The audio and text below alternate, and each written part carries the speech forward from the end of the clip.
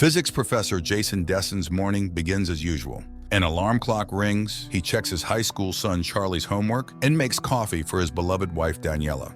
The woman is in a hurry and grateful for the attention. However, she is adamantly against letting Charlie drive. Despite this, Jason trusts the boy with the car, and they nearly have an accident. The father calms his son and suggests he confess his feelings to a girl he likes. Meanwhile, Jason receives a call from his friend Ryan, who is eager to share some good news. He has received a very prestigious scientific award and invites Jason to celebrate that evening. Later, Jason heads to the university, where he tries to explain the essence of Schrödinger's thought experiment to his students. He draws a cat locked in a box on the board.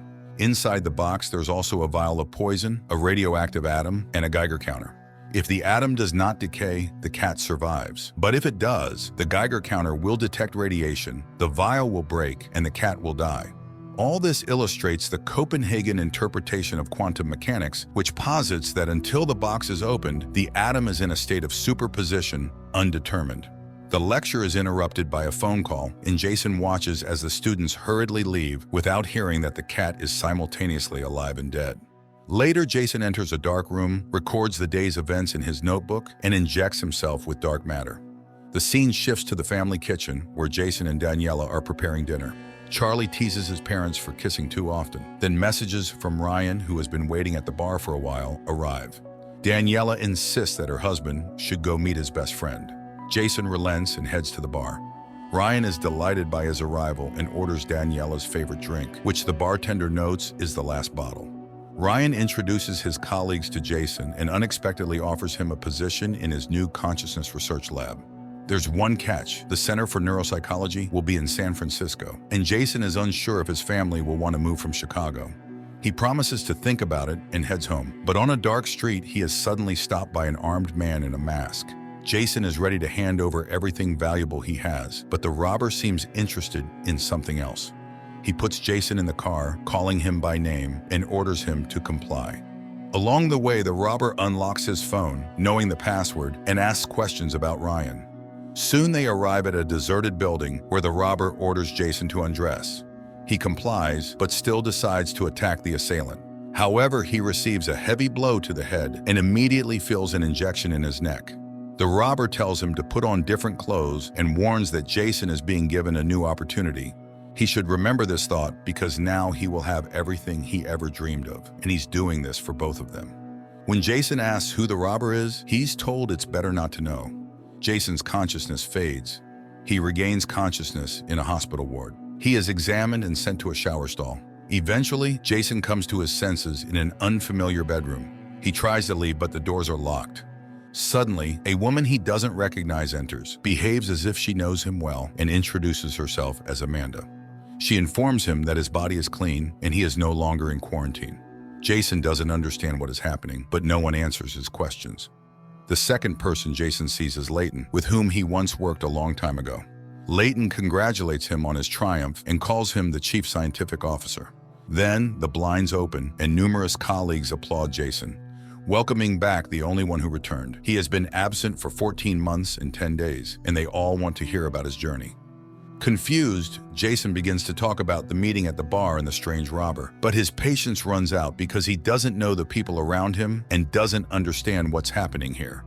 Leighton announces that he must stay here overnight. However, Jason pushes him away and starts to run. He manages to reach the exit, where a security guard calls him by name and helps open the door. Jason flees the premises despite being pursued. He manages to catch a taxi, gives his address, and heads home. But upon entering, he finds his home changed beyond recognition. At the same time, in another reality, the new Jason returns from the bar and sees his upset wife Daniela. He embraces her, tells her about Ryan's offer, and reminds her of his long-ago choice to marry her, not a cold, sterile laboratory.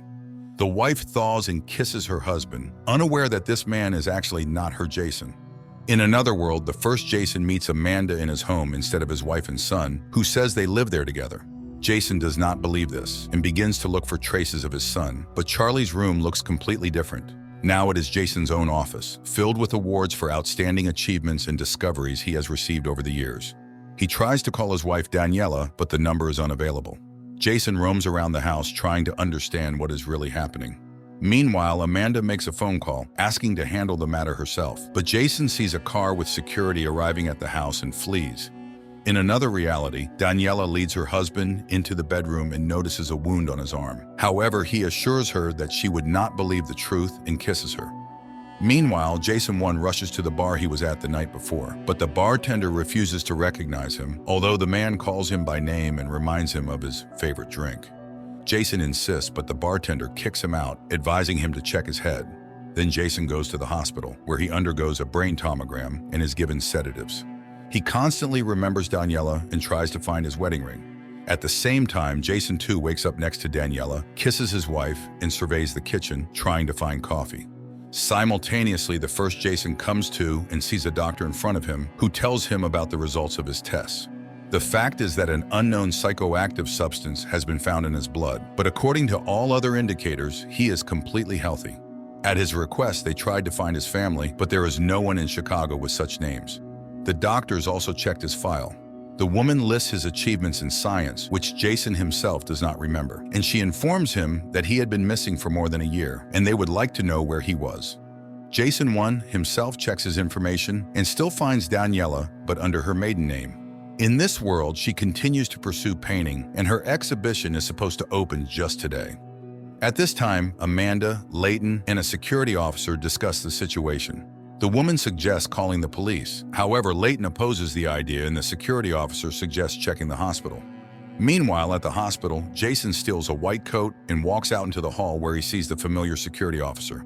He manages to avoid the encounter and leave the hospital. Jason 2 arrives at the university and, apologizing for his tardiness, continues the lecture. Jason 1 arrives at the exhibition hall. Hearing his name, the man is freely admitted inside, where he examines a modern installation. Later, he sees his own portrait among the displayed paintings and finds Daniela. He embraces her and tries to ask about Charlie, but the woman doesn't know who that is. Moreover, she is constantly being congratulated, and she introduces Jason as the inspiration for her success. Ryan arrives, very surprised by Jason's appearance, as there had been many varied rumors about his disappearance. The man is upset with Jason because he did a lot for him and Velocity. Hearing the company's name, from which he recently escaped, Jason begins to ask questions. But then Daniela starts a speech, which includes questions about unfulfilled dreams. Everyone was asking what he could have been and advises remembering the other doors he could have entered. At the same time, in another world, Jason 2 listens to Daniela's stories about her work plans and gives advice to his son, which surprises his wife. Simultaneously, Jason 1, Ryan, and Daniela from the New World discuss plans. Jason suddenly proposes a hypothesis about a scientist, married to the woman of his dreams, who once went to a bar where he met an old friend who had received a prestigious award. But on the way back, he was attacked, and when he woke up, everything around him had changed.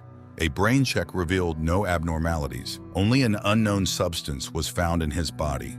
For a practical joke, it was too elaborate, and he had not gone mad. Jason asks to explain how he inspired Daniela's creativity, and she reminds him that once he came to her and said that theoretically, people exist in millions of parallel realities, and his decision to part with her was his biggest mistake in this world. Then he talked about some secret project and warned that they would not see each other again.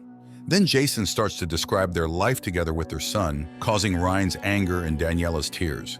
He describes his friend's achievements in his own world, but he leaves. At the same time, Jason 2 mixes up toothbrushes, causing his wife's confusion. And Jason 1 receives permission to spend the night in Daniela's guest room, and looking around he finds an elastic band, which he wraps around his ring finger, mimicking a wedding ring. Meanwhile, Jason 2 perplexes his wife with unusual tenderness and examines the photographs on the walls of the house, after which he calls Ryan and declines his offer to work in San Francisco. At this time, Jason 1 calls Amanda and tells her that he is going to the psychiatric hospital. The woman heads there, but it turns out to be a ruse that Jason used to lure her out of the house, and now he and Daniela are inspecting his home together. The man points to a photo, but in his world they are depicted as a family in it. He talks about a son who is as talented as his mother, and Daniela admits that after he left her, she got rid of the child. Jason doesn't believe this, as everything was different, but Daniela insists that in her world, that's exactly what happened. People cannot understand why their memories differ so much, but the woman starts to believe his stories. Later, he finds records of his double from this world and realizes that he made a great discovery in quantum physics. Jason number 2 created a more voluminous version of the container where a person was put into superposition and gained the ability to move between multiple realities. It turns out that his double, Jason number 2, moved to his world and sent Jason number 1 to his dimension, to this world. So Jason is one person, living in reality until the question of marrying Daniela came up. When the first Jason chose his family, the second left Daniela. Their universes split, and the second Jason gave himself to science and invented the container. They switched worlds, but why? Later, Daniela admits that she is glad he appeared, and he explains the rubber band on his hand as a desire to preserve the marriage and return to his wife. He talks about their life there, in another reality, and admits that they were happy. Daniela kisses him, but at that moment, someone knocks at the door. They go to open it, and a security officer from the company Velocity, from which Jason had escaped, bursts into the house. He asks not to use weapons, but the woman shoots Daniela, and the last thing Jason sees is her blood-covered face. This is the first 2 episodes of a new series from Apple TV titled Dark Matter. At night, Leighton informs Amanda about what happened, and she rushes to the center where Jason has been taken. Leighton, in the meantime, apologizes to the tied-up Jason. He couldn't imagine his friend was so unstable and cannot release him yet. Jason, shocked by Daniela's murder, does not want to talk about his supposed genius invention. Jason, too, invites Daniela 1 to a cafe. She is surprised by her husband's behavior, but likes this new Jason. Moreover, they have a dinner planned for close friends the next day, something their family hasn't done in a long time. In a parallel reality, a detective visits Leighton, surprised by yet another disappearance of an employee from their lab. Before this, Blair and a couple of junior employees also vanished. Leighton pretends to know nothing. The detective goes to Amanda.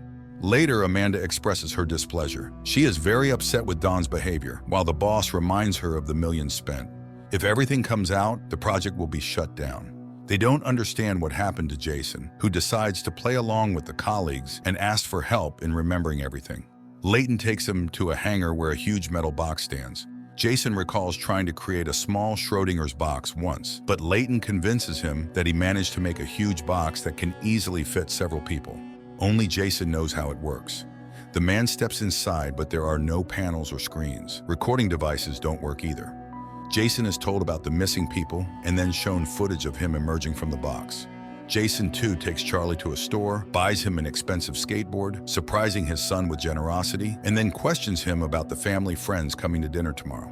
In a parallel reality, Amanda tells Jason 1 that she works as a psychiatrist in the lab, and they have been living together for over a year. Before he disappeared, he met with his ex-girlfriend and then just vanished. Jason suddenly suggests he might not be who she thinks he is. Amanda leaves completely puzzled. Meanwhile, in the parallel reality, Jason too welcomes the guests. He keeps conversations going, displaying knowledge of everyone's lives gleaned from social networks, and talks with his son. Jason 1 tries to answer Leighton's questions, who begins to suspect him of being an imposter. The man is beaten, forced to reveal the whereabouts of their Jason, but he knows nothing and cannot explain how the container works. Leighton asks him to strain his memory, as there might be a way to reach a world where cancer is cured. However, all is in vain. Daniela thanks her husband for the wonderful evening. She hasn't seen him like this in a long time, and he seems completely changed. At the same time, in the parallel world, Ryan is thrown into Jason's room, horrified to learn of Daniela's death, as he was the one who told Leighton that Jason went to her. Ryan had created a drug for Jason that changes the chemical composition of the brain's cortex, temporarily putting some parts to sleep. Jason admits he is not the Jason Ryan knew in this world. The drug creates a special effect that, combined with the container, allows for traveling between worlds. Leighton's men take Ryan away. Meanwhile, in the parallel world, Jason too tells his wife he nearly died under the wheels, prompting him to reassess his life and express his gratitude for her presence. In the neighboring world, Amanda enters Jason's room, ordering him to follow her as she intends to get him out of there. They walk through the corridors but encounter a guard who raises the alarm. Jason and Amanda run to the container. They are chased, but Jason closes the iron door, cutting off Don's fingers. Amanda injects both herself and Jason with the drug that aids in transferring. Jason, too, in the meantime, reviews family archives and finds a birth certificate of another son, Max. In an alternate world, Jason 1 and Amanda find themselves in a dark corridor with many doors. Leighton, angered by their disappearance, enters the container himself. Jason and Amanda proceed through the corridor, but all doors look the same. The man suggests the doors lead to other worlds. They step out into one and find themselves on the street of a dead city. There is ash and smoke everywhere. They look around and notice a house in front of them starting to crumble. They rush back to the container, barely making it. Coughing, Amanda shows a case with the remaining doses of the drug, 48 in total. According to the coordinates, the container stands in the same place as in her world, meaning only the external world changes. They inject themselves again and head to the next reality. Leighton also enters the corridor, searching for the pair, but without success so far. Jason, too, attends a lecture in place of his double, but realizing the students are uninterested, he leaves the auditorium, announcing his resignation. Jason 1 and Amanda step into another world and find themselves in a forest. They continue and enter a reality without an atmosphere after a nuclear explosion. The woman's nerves give way, but Jason explains it's a multiverse where everything that could happen did happen. They will soon need food and water, so they must find a habitable world. He opens another door, and the pair end up in the Velocity facility, witnessing Leighton and Dawn killing their doubles. Jason manages to push Amanda into the container and close the doors. Later, they open the next doors but find dead worlds everywhere. Exhausted, Amanda rushes through the first door she sees, with Jason hurrying after her. They find themselves in the midst of a snowstorm. The woman loses consciousness from the cold. Jason searches for a bunker but sees a house nearby. He breaks a window, carries Amanda inside, wraps her in a blanket, and lights a fire in the fireplace. Meanwhile, Jason too visits Leighton in his world. Here too, he is rich but spends his time idly. Jason offers him to become his investor in a very unusual venture. In the snowy world, Jason 1 steps outside and sees a completely frozen city. Jason 2 takes Leighton 2 to a bunker and offers him the substance.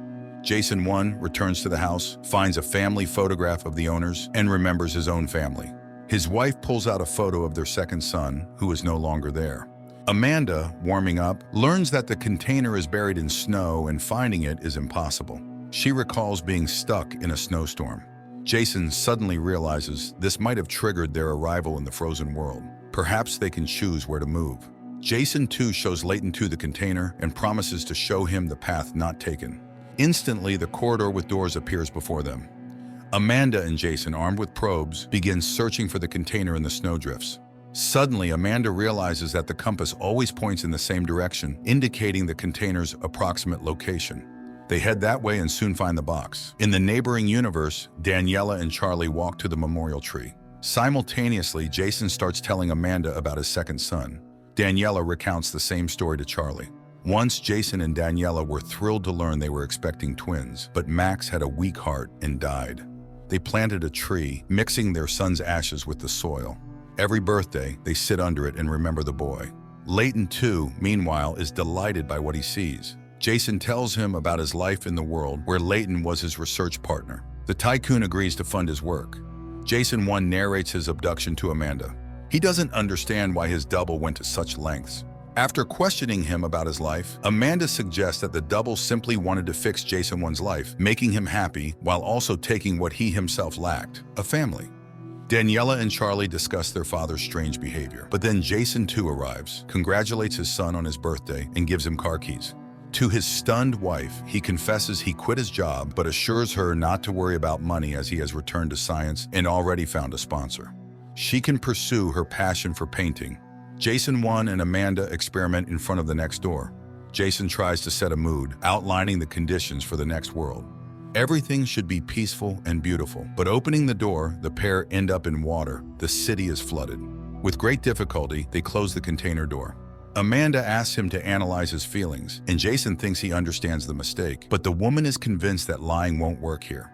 Later, they rest, reminiscing about their loved ones. Amanda admits she loves special candies, but they don't exist in Jason's world. The woman reveals that the first to test the container was Engineer Blair, followed by 2 volunteers. Soon, the drug's effect wears off. Amanda opens the door and the pair find themselves in the Velocity basement. Initially, they want to escape, but hunger takes over. They look around, but the cafeteria is closed and the elevator doesn't work. Amanda recalls a protocol designed for such a situation. They find a bedroom with someone lying under a blanket, but it's a shriveled body. It becomes clear that something terrible happened in this world. As they prepare to return to the container, a person with a gun stops them, but upon closer inspection, Amanda recognizes Blair. After joyful embraces, Jason tells Blair everything that happened. In his world, he knows her as his wife's friend, but there, she works as a lawyer. Blair leads them to a habitable area and offers them food. She arrived here 3 months ago when nothing worked. She managed to start the generators and access the system, discovering that Earth was overrun by creatures that devoured all living things. She went outside for food and saw the dead world. Blair also has drug vials but is not yet ready to leave. Jason, too, and Layton continue to explore the bunker. They compare their worlds, finding similarities and differences. Jason, too, explains that money varies between worlds, and carrying it is dangerous. One must be careful and honest. Blair reminds Amanda that Jason belongs to another world, so she must decide where she wants to be without considering him. Blair refuses to join them, not ready to re-enter the container. Layton, having visited the first world, is thrilled. Jason is ready to let him go, believing he has prepared him. Blair gives the pair her diary, describing the world she saw. Unfortunately, she has few vials left. Jason and Amanda leave. In the corridor, Amanda suddenly cries. Jason, too, ruined lives, knowing how to use the container. Jason 1 consoles her. Emboldened, Layton promises Jason 2 $1 million for the next doses of the drug. Jason 1 decides to write in Blair's diary what he wants to see behind the next door. He thinks the method worked, and they finally arrived in his world. But stepping outside, they notice unusual emptiness. They manage to open a car and drive to his house. The door is opened by a haggard Daniela. She says Jason was taken to the hospital, and the deceased, Charlie, lies in his room. The man runs outside, encountering a medical patrol. A female doctor goes inside, while another doctor performs a rapid test on Jason. The returning doctor says hospitals are full, and Daniela is better off dying at home. The end is near. The virus spreads through body fluids, so Jason should avoid touching Daniela. She gives him several morphine injections, advising him to ease his wife's passing. Amanda tries to keep him from entering the house, reminding him that this is not his world and not his wife. But Jason returns. They reminisce about good moments that turn out to be very similar in both worlds.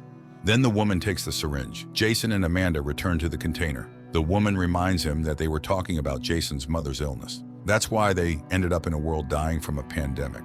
The pair continues on. They arrive in a world that, at first glance, doesn't differ from Jason's. Meanwhile, Jason, too, apologizes to his wife for the unilateral decision to buy their son a car. The woman points out that such things are becoming more frequent. Her husband seems to be distancing from her, even missing the gathering at the tree. He tells her about Layton, who will pay huge sums for his discoveries. Jason enters his house, but upon hearing voices upstairs, he grabs a knife from the kitchen. Daniela screams in fear upon seeing him, and Charlie rushes into the room. They both act as if they are mortally afraid of Jason. The woman grabs the phone and tells emergency services that her arrested husband has come to her with a knife. Charlie shouts at him to leave. Frightened, Jason exits the house as a siren sounds in the distance. Amanda takes him to her friend, but the friend is horrified. In this world, Amanda is dead, and the friend mourns her deeply. Amanda tells her that she is in a better world and then takes the car keys. They drive to the container. In Jason 2's world, the container opens, and he steps out, retrieving backpacks with drugs. A lab assistant who rushes out tells him about his double's appearance and his escape with Amanda. Jason 2 returns to the corridor, where he hands doses to Layton. He then informs him that he will have to seal this world. Daniela from Jason's original world starts painting, and her husband's double is thrilled, suggesting she leave the gallery and focus solely on painting, especially since the deal with Layton is sealed. Later, he picks up their son and treats him to ice cream with nuts, not knowing the boy is allergic to them. Daniela can't understand how he could forget such a thing. Then she notices injection marks on his arms. In the evening, he uses dental floss, something he has never done, and Daniela becomes increasingly puzzled. Jason 1 and Amanda continue searching for his world, but they keep finding discrepancies. A different door color, a dog's presence, the absence of the memory tree, and similar things. Amanda suggests they rest at a hotel and have dinner at a normal cafe. Over the meal, they laugh a lot and then dance. At night, Jason hugs Amanda but stops, realizing they are not together. Jason 2 visits a psychotherapist, who turns out to be Amanda's double. He talks about his relationship with Daniela and the disappointments he has faced. She suddenly reminds him that expectations can be overly high. Daniela complains to her friend Blair about his strange changes, and Blair advises her to keep an eye on her husband. In the evening, Jason asks his wife to wear a new dress and takes her to the gallery where he has hung her painting. Instead of gratitude, Daniela is horrified and asks to be taken home.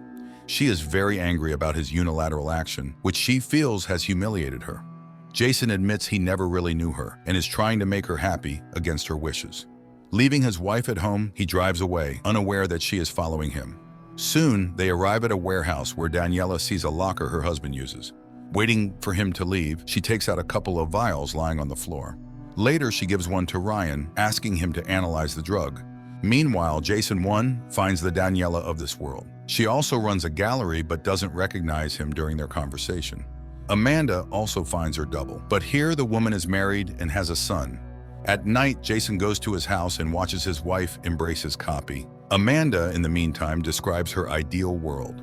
When Jason returns, a quarrel ensues because Amanda loses faith that they will find his world, as they only have 10 vials left. Ryan accuses Jason 2 of stealing his research, as the drug in his vial is identical to his own. Jason 2 takes his friend to the container. He injects the drug into himself and Ryan ends up in the corridor with doors to other worlds. Realizing he is in a quantum state, he is thrilled. Jason explains how to tune into another reality, and upon opening a door, Ryan sees a fantastically beautiful Chicago. This world is kinder and more progressive because Jason made it so for his friend. He asks for Ryan's phone to take a picture of him and steps back to the door. Ryan realizes this is not his friend. Jason just closes the door, leaving the man in another world. Later, he sees that Daniela is calling Ryan. Then Layton's men arrive and pack up the container. Sometime later, a detective comes to Jason's house, investigating Ryan's disappearance. The couple tells her about their last encounters with the friend, and Jason too suddenly states that Ryan drank a lot, although he never drank alcohol. After this, Daniela shows him the remaining vial and confesses she has been following him. He explains that Ryan made the drug for Jason 2's research because he is reviving his project. Amanda leads Jason 1 into a world she has imagined. This Chicago is beautiful. They walk through a clean and cozy city, enjoying friendly faces. They drink cocoa from edible cups, and then have a snack in a cafe where they learn about a trendy restaurant in the tallest tower in the city. Amanda leaves, setting up a meeting with Jason there. A nearby couple gives him a photo they took, admiring them. Later, Jason goes to the restaurant and sees Amanda in an evening dress. She gives him a suit she bought for him, and he changes and joins her. Jason gives her her favorite candies, which exist in this world. She laughs, saying he is an insurance agent here. Her double in this world disappeared 2 years ago. Taking advantage of their identical appearance, Amanda made a passport and gained access to the double's savings, so she decided to stay here. She invites Jason to join her, but he declines. Before leaving, Jason secretly places 2 of the remaining vials in her purse. Amanda cries in the elevator, but, seeing the sun, wipes her tears and heads into a new life. Jason goes to the container. He has only 3 vials left, and the next world is destroyed. He continues, and in the next reality, he calls his wife. She is surprised, as she just saw him off to work, but Jason confesses his love to her. At night, he sneaks into his house and sees Daniela hugging his copy, but going down to the kitchen, he encounters his son, and it is not Charlie. It turns out that here they managed to save Max by transplanting the heart of a deceased girl, and now he suffers from guilt. Jason 1 comforts him. Meanwhile, Jason 2 confesses to the psychotherapist Amanda that he wants to pack up and leave his wife. Then suddenly he tells very personal things about the doctor herself. She kicks him out, but outside, Jason 2 is met by a detective. They tracked Ryan's phone and know that after the bar, he went to the industrial part of the city, so she intends to check all the cameras located there.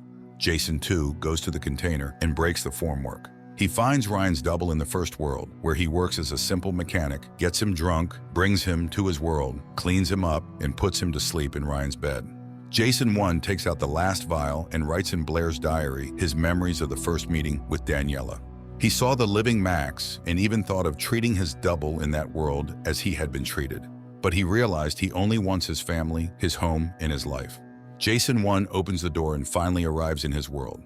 He heads home, checking all the details along the way. But upon approaching the house, he sees himself telling Daniela that he found Ryan in a wild, drunken state. He had to clean his friend up and take him home. Jason 1 goes to a store to buy a gun, but without a permit, he buys pepper spray and a hunting knife. A minute later, Jason 2 enters the same store and repeats his double's actions. The stunned shop assistant remarks that they were just discussing buying a gun. She asks if he has a twin brother. Realizing his prototype has returned, Jason too runs outside but finds no one. Friends, if you've watched this far, pay closer attention because the most confusing part of the plot is about to begin. He returns home where Charlie informs him that Mom went to Ryan, who is behaving very strangely. Jason too goes outside and is attacked by another Jason in a hat, whom he kills in a fight. Meanwhile, Ryan, seeing Daniela, claims that he is an auto mechanic and repairs her car in his world, not a scientist-chemist. He recalls a man offering him alcohol and recognizes Jason from a photo. Jason checks his gear and, stepping into the hallway, encounters himself. But the double runs away, and Jason gives chase. At this time, Jason 2 loads the body of the killed double into a car, and Jason 1 catches up with his double in a bar. They realize that their copies multiply in a container, and it's unclear how many there could be, but they all aimed for this particular Chicago, as their prototype was desperate to get home. Amanda appeared in all realities. Only in one did she die in a terrible world. And for Jason 1, she remained in the best world. Both are out of vials and cannot help each other. Jason 3 suggests getting rid of the one who caused all this. Jason 2 doesn't know about the place where they both love to rest. They need to lure the villain there and kill him. Besides, Jason 3 has already dug a grave there, and he also has a gun. The next morning, Jason 1 goes to the bar, where he lights a cigar despite the strict prohibition. He is taken to the police station. Meanwhile, Daniela plans to take her husband's large car to move some things to the gallery, but he rudely forbids her. And Jason 2 drives his son to the university, showing him memorable places on the campus, when he notices Jason 3 watching them. Daniela goes to the storage box again and, breaking the doors, finds bags with unknown currency, a box of vials, and Ryan's jacket. But then she gets a call from the police. Jason 2 guides Charlie through the building, and their pursuer loses sight of them. The father asks his son to take the car and meet him at another exit, even though he doesn't have a license yet. Confused, Charlie leaves, and Jason 2 tries to throw Jason 3 off his trail, but he also knows the university building well. Eventually, the men engage in a fight, and the second Jason wins. Charlie makes a failed maneuver, attracting a policeman's attention, and Jason 2 knocks out the third and locks him in a toilet stall. Meanwhile, the policeman demands Charlie's license, but at that moment, Jason 2 appears, managing to persuade the officer to let them go. At this moment, Daniela sees her husband at the station. It turns out Jason was looking for a place where they could talk safely. He tells his wife the truth, but she doesn't believe him. Then Jason suggests calling him. Daniela dials her husband's number, and Jason answers. She hangs up. Then Jason asks her to call again and remind him of their great vacation in Miami, though they never actually went there. Daniela does this, adding made-up details about the vacation, and that Jason agrees, pretending to remember the trip. Now Daniela believes her real husband, who says there are other versions of him. They agree on a code word in a meeting place, and Daniela goes to get their son. But at home, she finds her husband, Jason 2, who orders her to pack because they need to leave urgently. The mother tries to talk to her son, but Jason 2 is on guard and doesn't let them do it. The woman leaves supposedly to get a suitcase and messages Charlie.